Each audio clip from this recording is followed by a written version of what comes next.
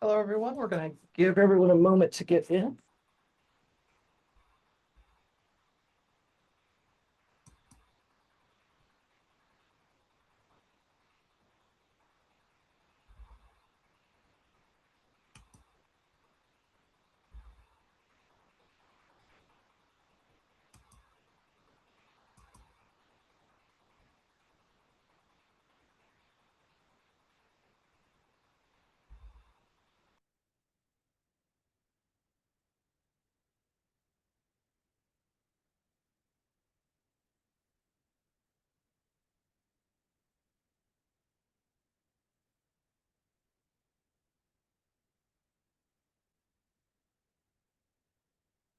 All right. We almost have everyone here, so I'm just going to give it a second more.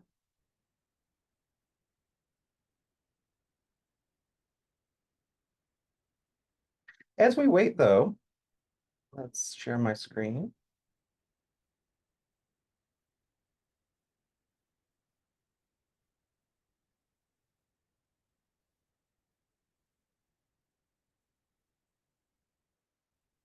We welcome you to put in the chat your name, university, and your favorite fall activity.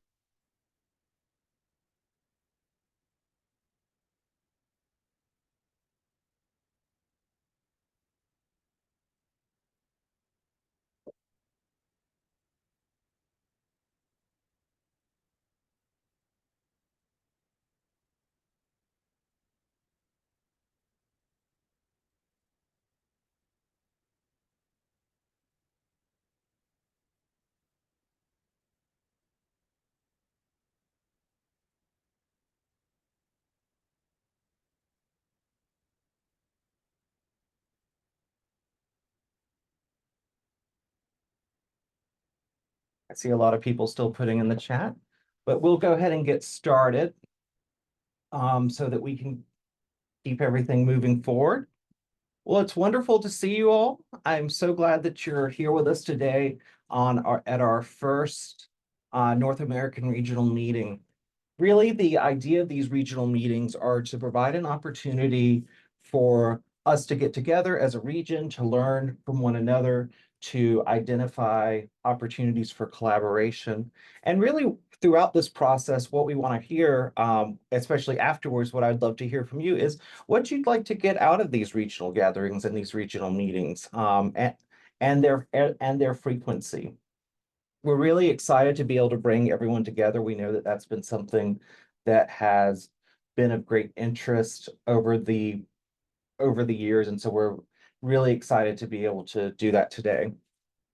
And I see a lot of people in the chat coming together, which is great. But I wanted to start off today with just a welcome and some updates from the global network. And then Lindsay Beagley should be able to join us to share about a new communication platform we're looking at. And then really, the plan is to open it up more broadly for conversation, for feedback on things like this that we would like to talk about, fairly open.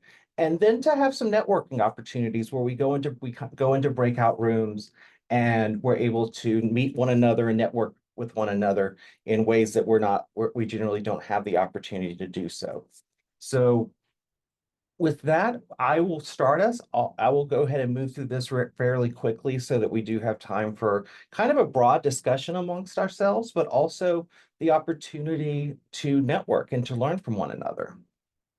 I don't have a lot of slides, but I do just want to say that my name is Dr. Aaron Guest. For those of you that don't know me, I'm faculty at Arizona State University. I serve as the chair of the secretariat right now for the Age-Friendly University Global Network. Many of you probably have worked with Christine O'Kelly, who is the lead at Dublin and is where many of you may have joined the Global Network. The Global Network in 2023 relocated from Dublin University to Arizona State University. We were one of the three original founders, and we're really glad to be able to host the network and to help the network develop as we move forward in the life of the Age-Friendly University Global Network. What that means, though, is that we really want to hear from you and we really want to know from you what you're interested in. We have some exciting things going on, but as the Secretariat, we're really here to support your initiatives and to support the efforts that you're interested in. We encourage our members to collaborate with one another, to identify opportunities, to work with one another, but to also share that information with the broader global network. Some of the things that we have been focusing on, of course, are collecting information from our members to understand a little bit more about what they're doing, as well as identifying kind of the structure that can promote some of this collaboration. Because the number one thing we do hear from people is the kind of desire to have an opportunity to collaborate and learn from one another. This is the North American region meeting. So we also have a South American region, a European region, and an Oceanic Asian region right now. Currently, we do not have an African region as we are continuing to recruit in those areas, but we look forward to continuing to grow. In fact, we just at our meeting yesterday invited 8 new universities to join the global network, and we have about I looked at the number yesterday. We have about 34 that are in different processes throughout the network. So we're really looking forward to seeing growth in South America as well as Europe in the coming years. To give you an idea of the structure of the network, the Age-Friendly University Global Network, we have restructured the governance so that there is a secretariat that is coordinating the efforts, as well as an executive committee that meets regularly to have conversations about how we can collaborate, the things, challenges that we're facing, things that we perhaps should be focusing on, and broader opportunities like that. This includes developing resources and identifying the best kind of what we can do to help you. Each of the executive committee consists of the 3 founding universities and currently the regional lead of each of the areas that meet, and we get together about once every 6 weeks to approve endorsed applications, to review them, and to discuss other things. Yesterday, we actually met for a large strategic planning that I hope to be able to share with you in the near future to look at what the next year or 2 look like for the global network. I also just want to mention that for all of the institutions that are here, we do have institutional resources that are available to you. And these institutional resources include being able to access the AFUGN listserv, which is separate from our newsletter. It's an opportunity for you to be able to communicate with one another kind of in a different environment. We also have our word mark and style guide. So if you ever have questions about where to access, and yes, I will share these slides after the meeting, and I'll probably go one better and just send you the links directly. But we do have the word mark and style guide. So if you ever want to download the logo or the badge, you can. You can also look at the style guide about how we kind of talk about the Age-Friendly University movement and global network. We have a newsletter that you all should receive. We also are excited that this week we will be posting up some member promotion materials to encourage recruitment of members. We include information about our governance framework, our regional leads, and we really do encourage you to keep us informed because you letting us know what's going on really helps to guide our newsletters and our programming. With that being said, I will just, let everyone know that we have moved towards using AFU and AFUGN with a space as kind of the acronyms for the global network. You'll notice that there's still some places that is not yet reflected, but we're working on updating all of that to really provide information about the difference between the two, that you can be an age-friendly university, and by being an age-friendly university, you can be part of this broader global network. One of our goals for this, of course, is that at least once a year, we want to try to get all the regions together in some way. We're still making plans for what that looks like this year. And then also I want to highlight that we do have our afugn.org website that you can access, where you can access membership resources as well as broader resources such as best practice, what we hope will include best practices and policies. And we really encourage you to visit that website, bookmark it, and kind of use it as a one-stop location to access things. We also have opportunities for engagement and participation, and this is where we really want to hear from all of you, is we do a member newsletter the third Monday of every month. And if you are currently not receiving it, please go to our website and there's a join us, there's a sign up form that you're able to go to sign up to receive the emails. And any individual can sign up for our emails. We really welcome you to share it with individuals at your institution. We also welcome newsletter articles of 500 words or less with images to include in the newsletter as well as updates and other activities that are going on at your campus. So in our previous editions, we've included newsletter articles about students' practicum experiences, their experiences engaging in class. And really what we're here is we want to share this information with the world. We want to make it available, and we really rely on you to tell us what's going on at your institution so we can promote it. The Global Network also has the opportunity for practicum and internships that are at a distance. So if there's an interest in you having students engage in the work of the Age-Friendly Global Network on a broader level, there are opportunities for that as well that we're happy to facilitate, particularly as you think about things around policy, broader activities related to age-friendly, or even individuals who might want to be involved in some of the international work we have going on through the European and other regions. We also want to promote regional events and activities, and these include webinars and educational events. So please let us know. We see our role as very much that of someone who is here to share resources and to support and coordinate. But if your institution would like to host a special webinar or a special event related to something going on your campus or best practice as it relates to the global network, let us know, and we're happy to work with you to coordinate that and to develop that activity. And then the new thing that we're starting, and we will be sharing more information in the upcoming newsletter, is we are looking to develop a database of both best practices, those things that can be shared among institutions, as well as policy statements that help guide our work.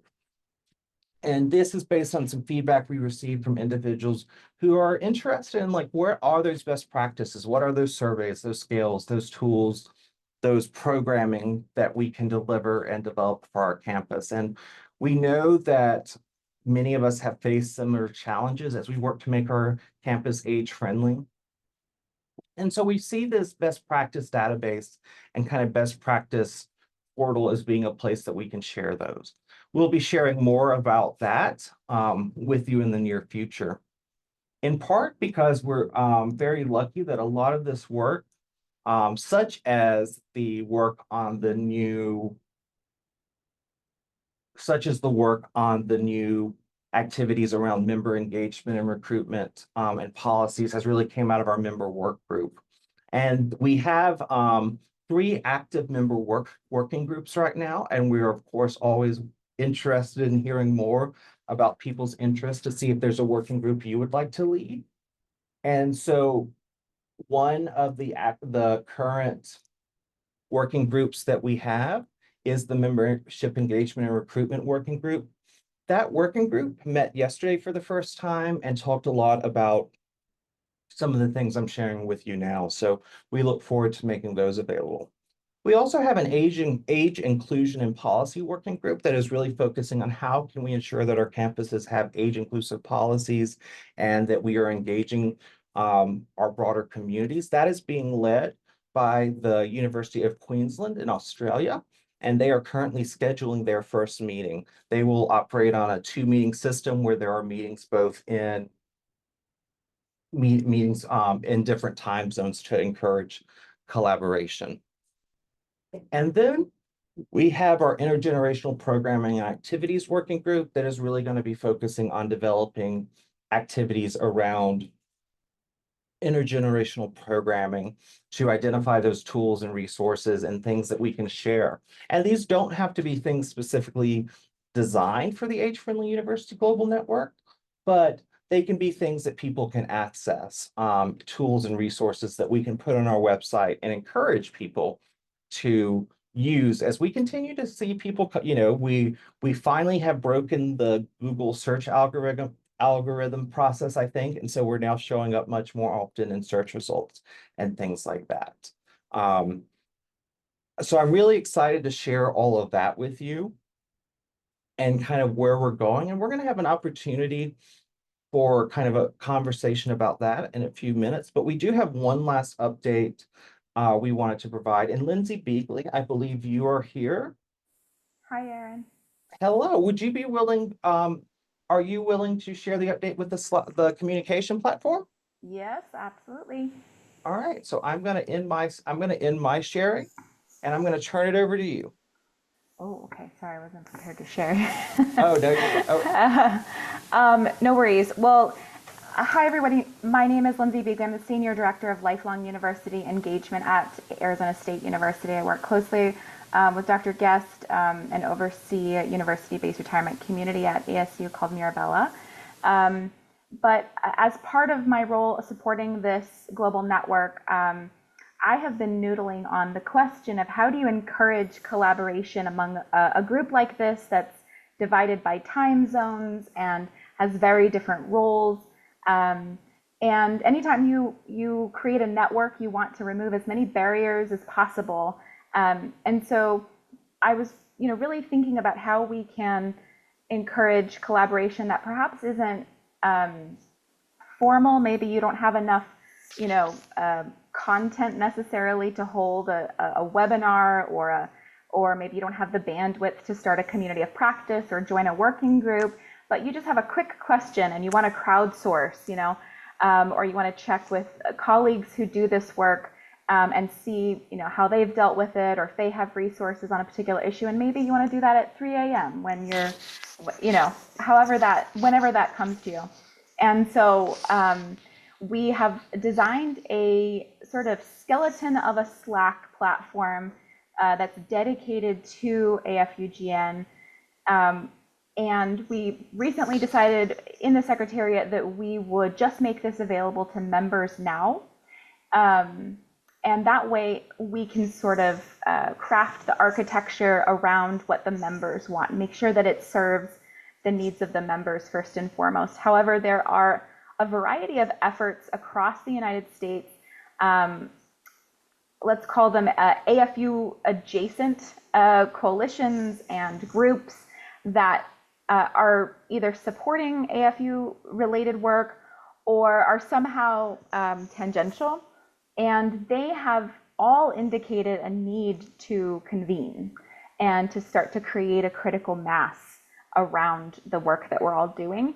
And so at this point, we're sort of envisioning inviting these networks as a second phase. First and foremost, we want to make sure that the members, that this Slack platform serves the needs of the current members. And but hopefully that, this will be a space where we can start to see trends of conversations that are happening that might inform a future in-person convening or virtual summit of some sort that really reflects the priorities of everyone who's doing this work. And at this point, we've got a few identified areas and tracks, but I think over time it'll be really interesting to see, what areas of research and what areas of policy seem to be the greatest priority for this group.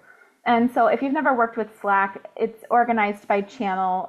So we can make this whatever serves our purposes. If we find that we really need a channel that's dedicated to, I don't know, let's say, I think I might have media on there, but I find that, being able to share media coverage, both of our programs or perhaps of the work in general, in local media, national media, international media, I think it's very affirming and very encouraging to see that this isn't obscure work. This is starting to really gain some traction across the country, across the world, and being able to share that within this community of practice is I think, very helpful. But if we find, there's another area of discourse that we want to capture in its own Slack channel, this is really malleable. We can continue to iterate on this as we see that there's needs. But I've just sort of put a few Erin, if you would switch to the next slide. This is sort of what I started with, and I'd love to just take a few minutes, if you would just review it and see, is there anything that immediately comes to mind in terms of an area of conversation that we would want to make sure has a dedicated channel. So we can certainly dedicate a private channel to the working groups for just the members of those working groups to collaborate. But these are sort of open channels that anyone can join, and there aren't specific deliverables. Is there anything that we think is missing at this point? I'm wondering about addressing ageism. It's a great one. I As see the also in assessment the and chat. evaluation. Great. Oh, we're getting some, and I'm keeping track of the chat, so we won't lose that. Wonderful. International global learning specific to aging. So a learning, yep. I have online lifelong learning, but that's important. I see how you articulated that international learning.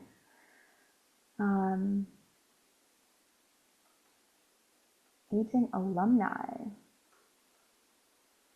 Does that mean alumni of the initiatives and programs? I was thinking more about the university because we do a lot of outreach to our older alumni because they're the most engaged or in our 50s and between 50s and 70s. Got it. So like alumni outreach strategies. Mm-hmm. Yeah, got it. Great one.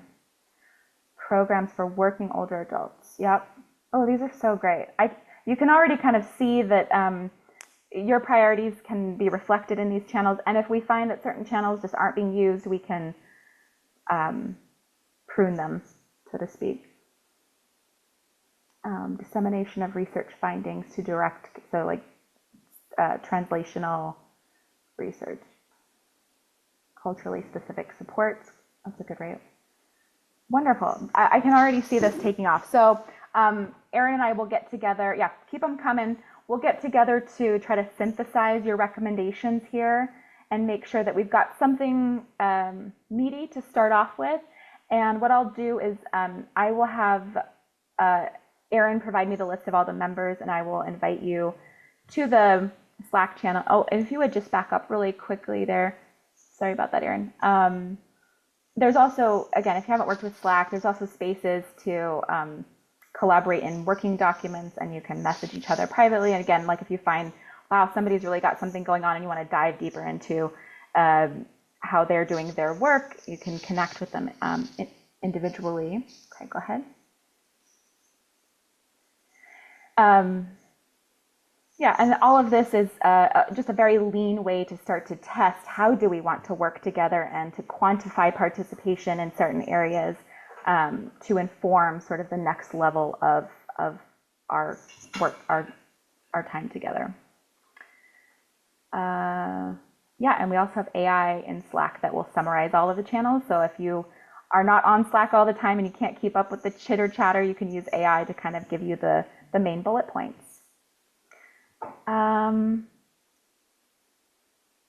Let's see what I was going to say here. I think this is great. Your contributions to the Slack channels, I think, is really what I wanted to get out of this conversation. But if you think of anything after the meeting today, please do jot down my email and send me a note of if you've got some ideas on how we can co-create this space. Thank you. Thank you so much, Lindsay. And yes, it's great that we're going to be able to kind of talk in this way. And thank you all for the many ideas. I've got them documented. One thing I do want to share in one of the activities, and seeing one of the people who just joined us reminded me, was that the Age Friendly University does meet as part of the Age Friendly ecosystem kind of gathering once a month with the Age Friendly communities, Age Friendly public health system, Age Friendly healthcare systems, and ourselves. And this is guided through TIFA as part of their work, the Trust for America's Health. So we are having a lot of age-friendly community conversations, in fact, ecosystem conversations. In fact, at GSA, we will have special working workshop on the age-friendly ecosystem and how we're connecting. What you'll also see coming in the near future is greater collaboration between us and age-friendly communities. There actually be opportunities where we're going to try to match people together. So if there's an age-friendly university in a community and the community is not yet age-friendly, how can we co-create that? And vice versa. If there's a university in an age-friendly community, how do we build that? And you'll start seeing a lot more, we hope, collaborations between that. There are some exciting things in the pipeline that we're really looking forward to sponsoring and working on together. With that, I'm gonna stop spotlighting myself because I don't know how that happened, but we do have some time for discussions. But what we really wanted to provide an opportunity for now is really to have a broader discussion that everyone here might want to engage with. And then going from there, moving into some breakout sessions so that we can kind of get to know each other, to learn who else is in the Age-Friendly University Global Network. Like I said, part of this is that we want to hear from you. So I'm not going to put my slides back up, but I did kind of have 3 questions, which were, anything that you want to share. What do you want to see from these regional meetings? How frequently would you like them? Are there other collaborations, or how else can, really anything, but how else can the global network support you and the work that you're doing more broadly? So I will just if you want to raise your hand or if you want to put in the chat, but we have some time now for kind of a broader discussion amongst ourselves as we move forward.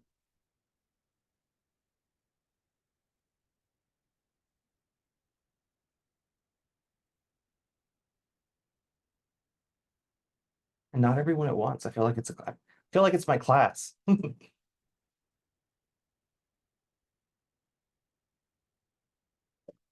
Jennifer, I don't know anything about the international network. I know the global network is the coordinating body. They may have done a name change, but the WHO is the coordinating body for age-friendly and livable communities broadly, and AARP is the United States representative for that initiative. Yeah, thank you. Our local community initiative, the Age Friendly Community Initiative, received an outreach from this group, and we had never heard of them. So we were curious as to whether anyone else knew of this organization or not, or if this was some kind of a, I don't know, age-friendly scam. I'm not sure if those have started now, but potentially. Yeah, no, thank you. And I'm sure if you collected with AARP, they'll let you know, but I've personally not heard of that group. And so it might be, unfortunately, an age-friendly scam. Lisa. Thank you. Lisa Modinos from UWW UMass Amherst. So UWW been around since 1971 at UMass as the adult degree completion program, and that's been our identity and our title for years. We've been essentially extolling a bunch of the principles of the AFU for years without realizing it. But more recently, under our current administration, we've been getting pushback. They've removed adult from a lot of our materials. We've heard indirectly that it's ageism, essentially, that by focusing on it, we are excluding the traditional age students. So UMass has 23,000 students, 1,700 of which are 25 and over. So I'm not sure how we're excluding those other 21,000. But anyway, I'm wondering if anyone else has experienced that in their programming, like that idea that when you're focusing specifically on adults, that you might get some pushback in terms of marketing and language, because that's very recent for us under the current administration at UMass, and a little shocking. So we're being accused, not overtly accused, but indirectly accused of ageism in the sense that we're focusing on adults. Yeah, I'm interested to hear if others have experienced that. I can tell you that one thing that we've ran into is that because of some of the policies that have been passed related to what were previously in diversity, equity, inclusion initiatives, one of the kind of unforeseen consequences in several states has been actually that not only does it prevent what you outreach to those groups that you would have traditionally been considered LGBTQ students, African American, international students, et cetera. But it also actually targets age diverse learners. So age diversity is kind of included in those bands, which isn't something a lot of people are talking about, but is will most likely, unfortunately, become a challenge, I think, for some of us moving forward as we think about the states that we're in and how we're doing our program. I see Joanne has put a comment that she's been moving to age diverse learners rather than older learners on their campus. I'm wondering if others have faced this. I mean, we parse out the idea of non-traditional, that it's not just age.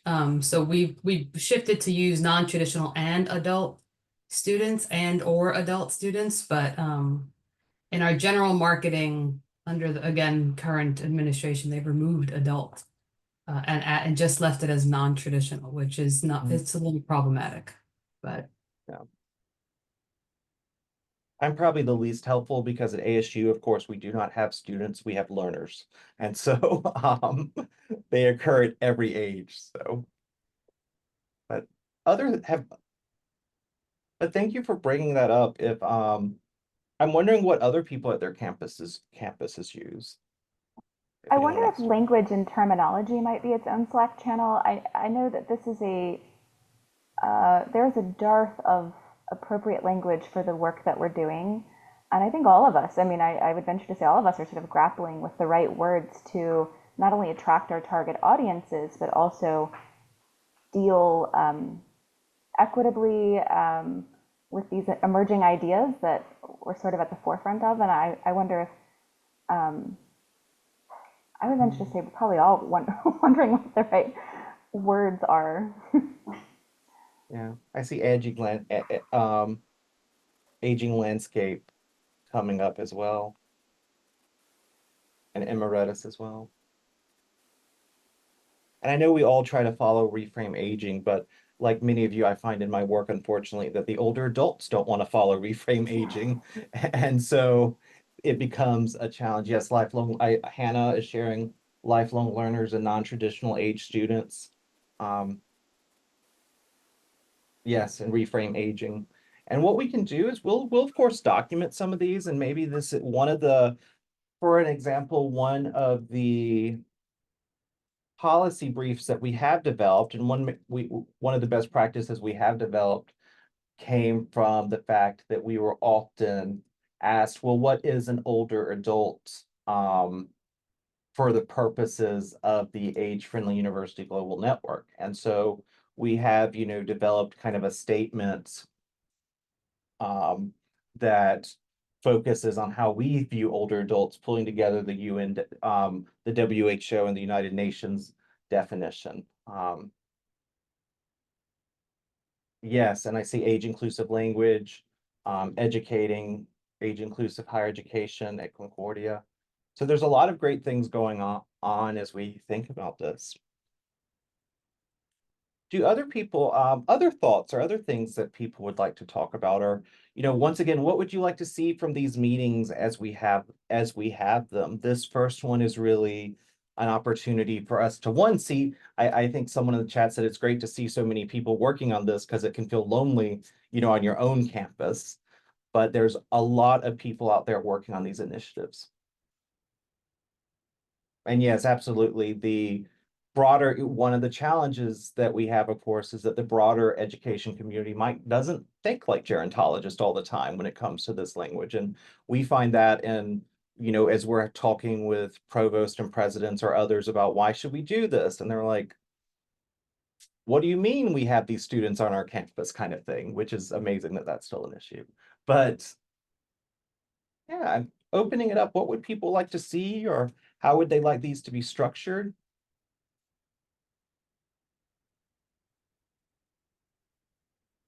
Aaron, can I just jump in? Yeah. I'm Tom Jankowski. I'm from Wayne State University in Detroit. Yeah.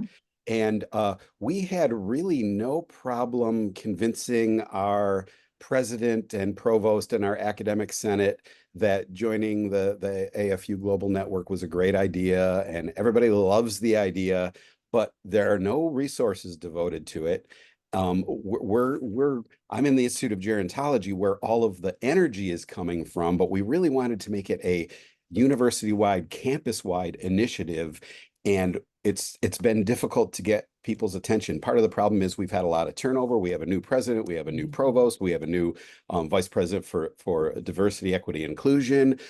We managed to get our AFU material on the DEI portion of the website because we wanted it to be more university general rather than just, an Institute of Gerontology thing. But getting resources and getting people to actually buy into it in a tangible way has been very difficult. For those of you that have experienced similar things or have had some more success, what have you found to be useful? This is Jennifer Heston Mullins. I'm with Miami University in Oxford, Ohio. And similarly, we have an age-friendly university initiative with no resources in terms of funding behind it. We did have luck also with our diversity, equity, inclusion office, and they actually were creating an overview training on diversity, equity, inclusion, and we were able to work with them to complete an ageism module or age and age bias module that went in that's available now to all staff and all employees or anyone else from the external to the university actually that can go for that certificate. We were also successful in working with our university communications department and having in their brand and style guide, having a section on how to talk about age and writing in communications. And that was just kind of a web page that they worked with us on. And part of that was reaching out to those departments and kind of getting engaged with them in that way. So those are two wins, I would say, that we've had, that we've been able to get into the more of the deeper fabric of the university. But we also have struggled with kind of the momentum of having folks outside gerontology be really interested in this. Yeah. And I see Nina has her hand up, so. Yeah, no, thank you, Erin, and great conversation. I think what has been successful for us at UMass Boston is having faculty buy-in from other departments, other disciplines. So a collaborator of ours, along with Joanne from another campus, is Lauren Bowen, who's an English professor.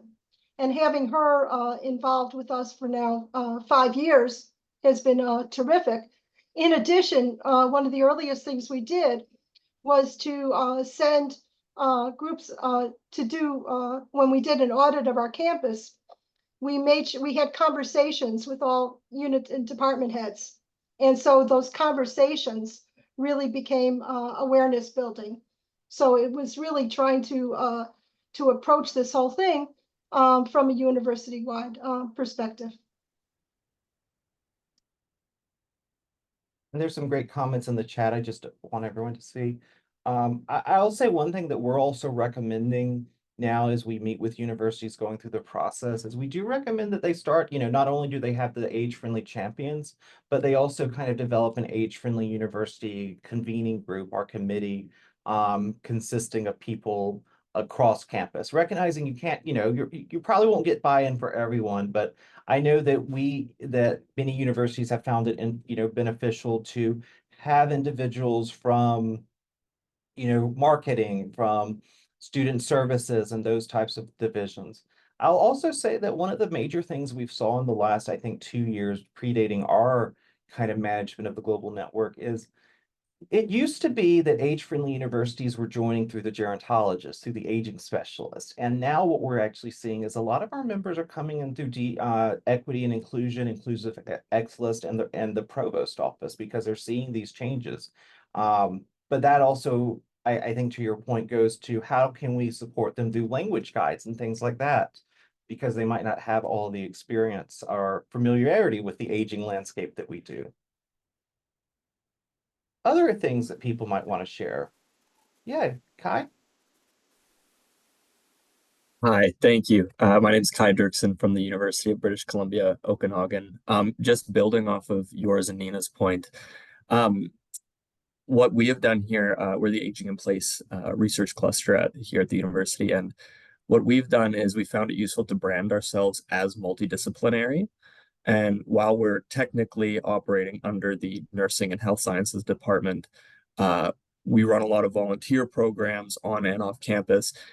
And to find volunteers, we draw from all throughout the departments, not just nursing and health sciences. And what we find is that this builds a community that then spreads out throughout the university that is not limited to one department or another, and it gets the word out there in a way that might not have happened if we were more restricted in where we were gathering volunteers from.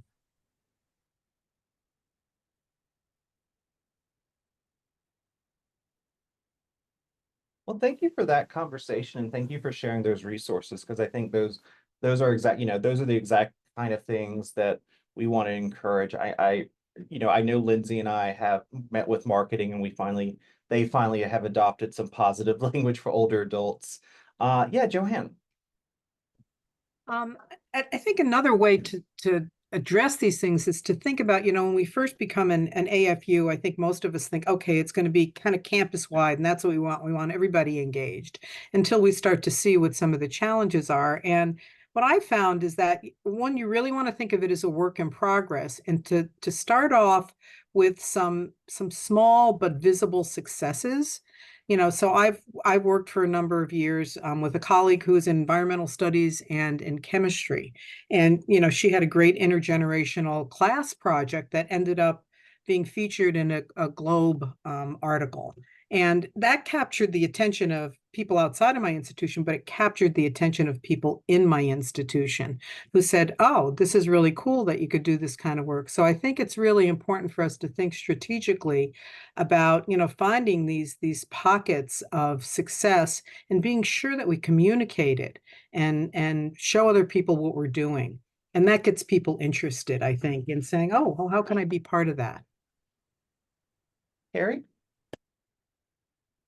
Hi, everybody. I'm Carrie Andrioletti from Central Connecticut State University. And so far I've been nodding my head with what everyone is saying. And I agree with Joanne as well, because one of the things that I was thinking about, we've been an AFU for a while. We don't have really any support except for people saying, yeah, this is good. But I think one of the things that has kept us maybe on the minds of the administration is our collaborations with organizations outside of our institution. So AARP, or there's an AgeWell collaborative. And when we do work in that, it seems like the outside organizations are so excited about an age-friendly university. And so when we can partner with them, and then we can show our university that these external organizations are excited about what we're doing, and just getting publicity in different ways and recognition from outside, then keeps it on the radar of our administration. But I mean, we face the same challenges. I think it is like Joanne said, it's just constant education and reminding, and you kind of just have to be persistent in tooting your horn when you do these small things. But it's never ending, but I think it's generally positive. So whenever you can bring yourself to the attention of your administration for what you're doing, it's usually a good thing. And then one other thing I wanted to throw out there, I mean, so Central is a regional public university. We're very focused right now on, what kind of jobs can our students get. So for us, we're trying to think about how can we sort of leverage AFU and our age inclusive ideas and intergenerational ideas and the way we collaborate with the community to help create career pathways to aging for students. Because when we start talking about career pathways, that's also going to perk up our administration. So I'm open to ideas about how to do a better job kind of creating those pathways. Thank you. And I'll say one thing that we do, and Scott, I love your story. And then we'll turn to Lisa's. One of the things we've worked with some of our universities is that they don't have an opportunity to really get what they're doing out there. And so that's one of the ways we use the member newsletter is if you have something you want to get out there to a broader audience, you can do that and then hopefully share it with your administration. Lisa. Thanks. This is so inspiring, actually, because our university at Concordia University of Chicago, folks are very excited about being part of the Age Friendly University Network, but it is, you know, we're still working on finding our champions to continue to move forward. And the Center of Gerontology is kind of where this is out of, but we're gradually kind of looking at how to make this more interdisciplinary. And a lot of our work is external facing. So I appreciate what you're saying about making sure that that work is also filtering up to decision makers who can support the university. But one of the things I wanted to mention that we just went through is I thought was interesting. Part of our recruitment is through external third-party student recruiters. And what we figured out is that we needed to go in and work with them on their language that's external focusing for new students, looking at gerontology and other things. So I don't know how other universities do it, but we've needed to really advocate that the language that we're walking the walk as we're recruiting new students across the lifespan. So that's just a process we're going through right now at Concordia. So thanks. Yeah. Jackie. Hi, I'm Jackie Eaton. I'm from the University of Utah. And one of the things that has really helped us has been partnering with the Professors Emeriti Club. And one of the things we weren't expecting that came out of this is a lot of those professors had very high level leadership roles at the university. And so they've gotten us entree into places where we didn't expect that we would have buy-in or be able to get in. And they've also taken on a mentoring role with us in helping us strategize and be very, very, just very thoughtful about how we go about things and the avenues we take. So, anyway, that's been a little bit of a surprise and a nice little tip for us. Wonderful. That's excellent. Thank you. Well, looking at before we go into breakout rooms, because we do want everyone to kind of get an opportunity to meet one another. I know some of you know each other and some of you maybe know everyone on the call. But to give people an opportunity to meet, I do just kind of want to, throw out this broad question of, what do you want to see from these regional gatherings and how can the Secretariat support you in these efforts? I'll monitor the chat, but feel free to unmute yourself.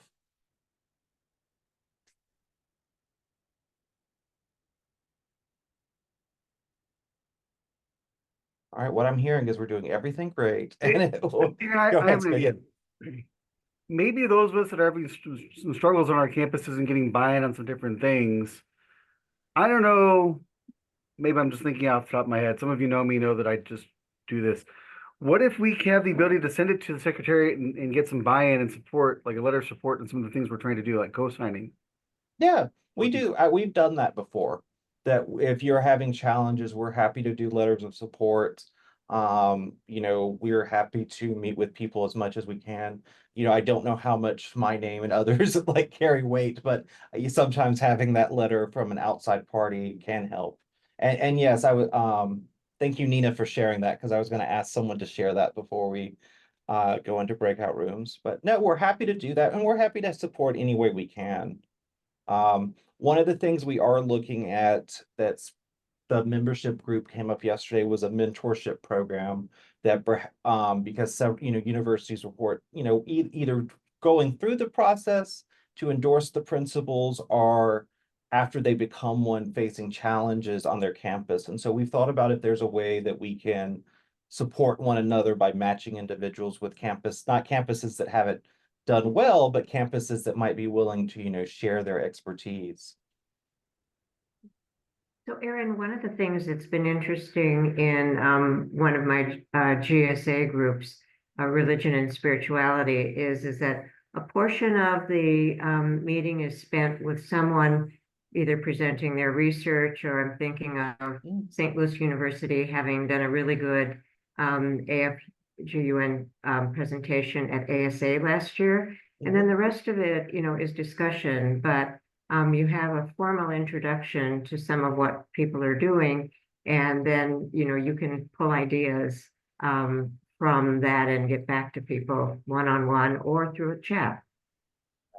No, absolutely. I think that that kind of present, share, and discuss ideas is a great one that we can implement. Right now, we're thinking of, we may have one more of these because there were people who wanted to attend who couldn't.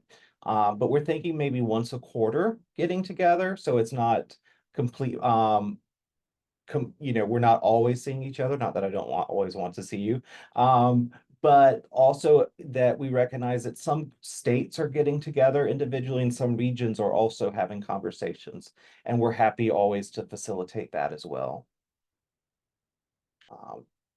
And really, like I said, we're here to help you. We're here to help you as much as you can, but we also really rely on you to help us, letting you know what you need and helping us design the resources. The dark secret of all this, of course, is it used to be just Christine O'Kelly running it all, and now it's 5% of my time and 2% of Lindsay's time keeping everything going, with some great gerbils keeping the power on in the basement. And so we're really here to help you as much as we can, but we also want your feedback and your help. Are there other thoughts before I wanted to provide the last kind of 30 minutes or so an opportunity for us to get to know one another, just because one of the things we hear a lot is like, who else is doing this work? In many of our campuses, as was already hinted, like, yes, some of us are lucky to be in gerontology programs, but a lot of our campuses, it's being led by one or two people. That's particularly became apparent for us. We have several states that the entire state has been directed to join AFU or to become all age friendly. And it's like, well, there's only one person on the campus who does anything related to aging. And so now that's their responsibility. So we really want to provide those opportunities too. But my thought was, for those of you that are able to stay, we'll go into some breakout rooms where we can get to know each other and introduce one another to one another. And then for the last 5 minutes, I'll bring us back at the end, if that works for people. And I know a lot of people do have to leave. So if you're staying, I will, yes, we will have a recording available. But if you're staying, I will throw everyone in, I'll put you into a breakout room. But just one last call if there's any questions for us or anything anyone wants to share. Yeah, Nina. Since we're losing a lot of people, I'm wondering if it makes sense to just kind of stay as one group rather than breaking out. I was wondering that too. No, I'm happy to do that.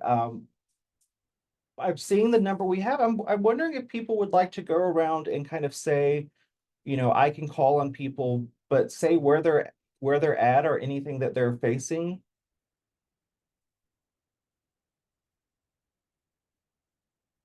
Or do people have ideas? Or we can also end early if people would like to. Yeah, Claudia. Oh, you're on mute, Claudia. Sorry about that. Can you hear me now? Yeah. So I'm Claudia Oakes and I'm at the University of Hartford, and we received AFU status in 2018 and then COVID. And then I was the champion, and then I took on another role at the university, and the momentum was lost. And now I am out of that role and trying to gain traction again. So I am very happy to hear these ideas and to be around people who are believers in this, because I feel like I'm at a pivotal point now. And I've heard some good ideas today. I feel like we too have had changes in the administration since 2018. So I'm a little bit looking for ideas about how to make sure that our administration is still on the same page. And I love that idea of working with the Emeriti Association. That is really strong. But if people have other thoughts about how to regain lost momentum, that would be great, because I'm feeling good about it now. So thank you. Thank you. And Nina, I see your hand, but your hand up, but I'll just also open, how have others communicated with your leadership? Or Nia, go ahead. Oh, I was actually I wanted to go on to a new topic, so I'll let others. Okay, well, we'll come back to you. How have others communicated with your leadership, or what does that communication look like? Yeah, Lisa. So I was on leave last fall for a research leave, and that's when I learned that UMass Amherst was an AFU. And I brought it up to the faculty senate meeting. I'm a faculty senator, and no one in the administration had any idea that we were an AFU, that the entire UMass system in 2019 signed on to be AFUs, and UMass Amherst had no idea about it. And so I brought it up to the administration and asked them when we can put it on our website and start marketing. I did it right there in the faculty senate meeting. And then I have consistently had to email to follow up. And finally, with our current faculty chair at UWW, we did an interview with the UMass Magazine, and that should be coming out this fall with an article about what AFU network is, the global network, and that the entire UMass system is part of it, and that UMass Amherst is, and that UWW specifically is the adult degree completion program, but for non-traditional and for adult students. So it took a year, and we'll see when that article comes out. But that's what I did. I brought it right to faculty senate. And we will have some handouts that are available for people to kind of take to leadership, hopefully. Michelle. One thing that we did, we have an age-friendly university committee, and we have people from a broad range of units trying to get as many who are in decision-making positions as possible. But one thing that we've done that isn't really required of us, but we do an annual report every year, and we make sure we send that to the president and the vice president that we report to. Again, they don't ask us for it, but this is a way to kind of remind them every year at the very least. If they're not directly engaged with something, that, here we are, here's all the things that we've been doing, so that keeps kind of fresh in their mind. And then we use kind of the fact that we are an age-friendly university at various points in time with all sorts of people on campus, just to say, as an age-friendly university, maybe we should be considering this. And so that's always a good entree into various topics to remind people or let them know to begin with, because many don't know. Beth. We actually started with reframing aging, and we used a community grant that we had to offer community-wide training with GSA, National Center to Reframe Aging. And our associate provost became interested in it and became, involved in the deeper training. And now I'm not going to say that we don't have still a lot of work to do, but what that resulted in is when we were reinvigorated about being part of the network, in his closing letter of the year, the president actually put it in his newsletter to all staff and faculty. And that resulted then in the early winter and a little lunch with all of the deans. So it gave us, by starting with one person who had enough authority to, take this further, we've at least gotten it out there into the universe. Now it depends upon, how far can we take this? Thank you. Oh, there's other comments or thoughts. Yeah, Nina, we'll turn it to you. Okay, is it okay if I share my screen first, just briefly? Yeah, let me make it so you can.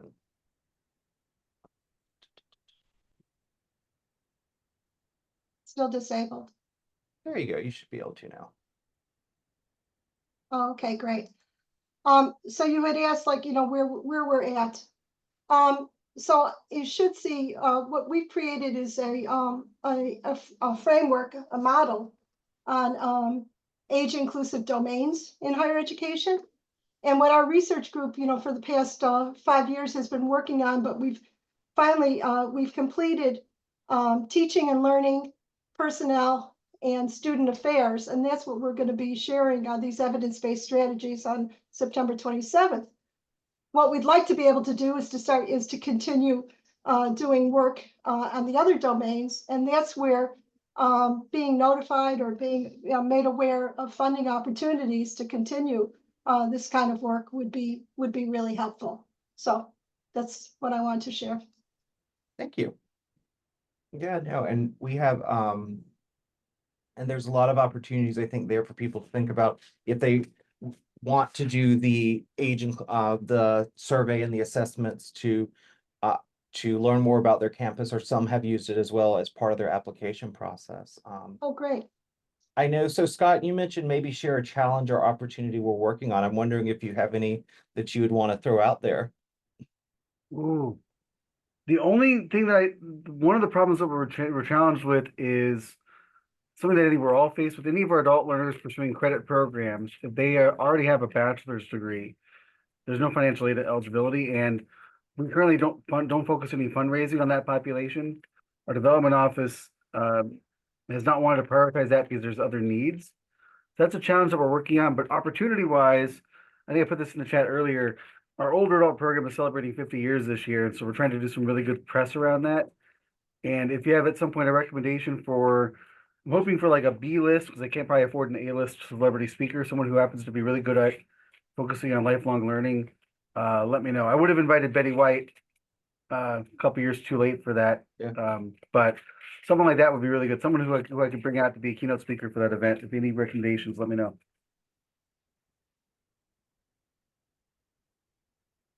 And I'm at Santa Monica College. Just said that again. Thank you.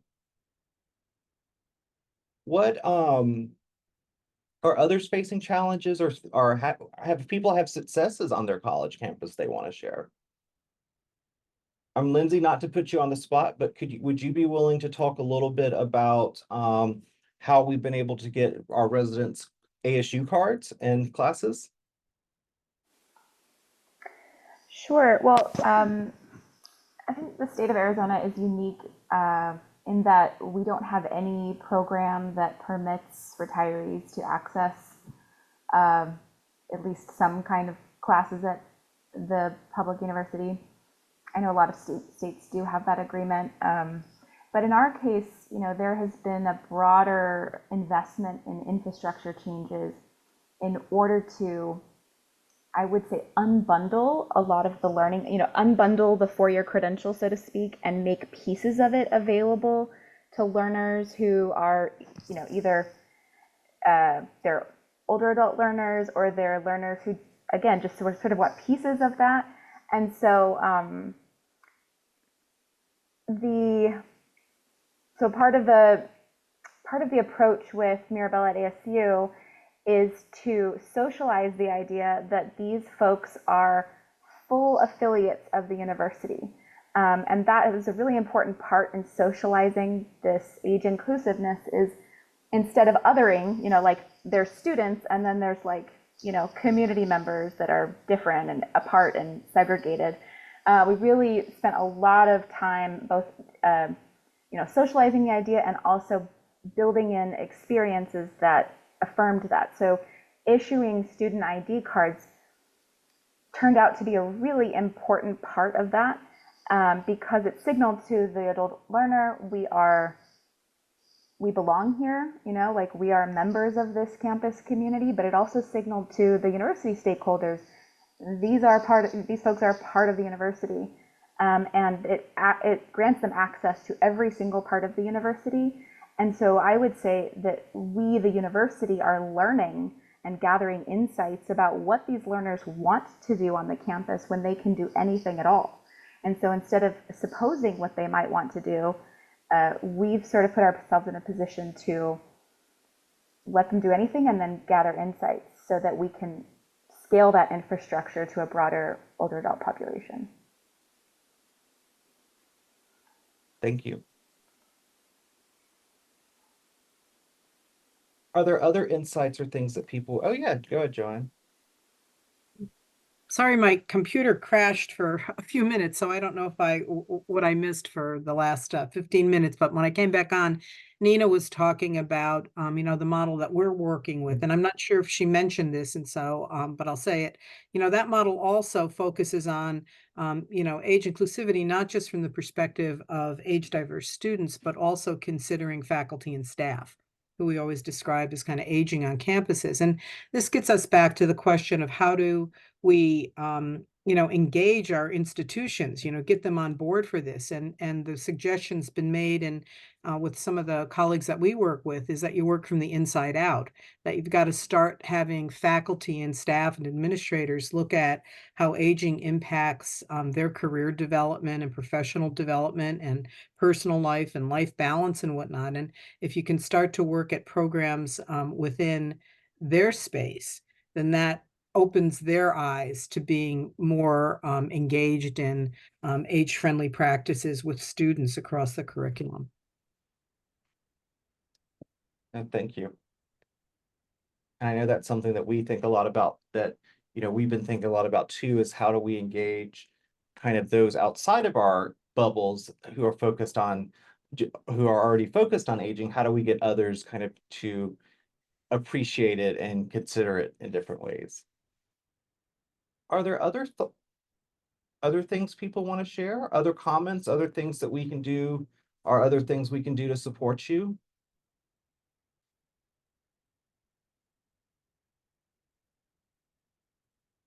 Yes. Well, I am happy for this first to end a little early, if everyone is okay with that. I'm glad everyone's had an opportunity to connect and kind of have conversations and to get to know one another and share resources. What we'll do is we will work to set the date for the next one fairly early so people are able to attend. And we'll also do a call out for if people want to present or share resources that we could respond to. And identify best practices. We really just wanted this to be an opportunity for us to get together for the first time, to see that there's other faces out there. And, the AFU, we're approaching, I think we have 120 active institutions right now, it seems. So we're growing quite rapidly. The United States and Canada are where most of our institutions are right now, but we're expecting that to change with the increase in South American institutions who are very interested in learning about this. So thank you all for taking the time to attend, and we will follow up in the next day or so with the links and the recordings for everyone. Thanks all. Bye.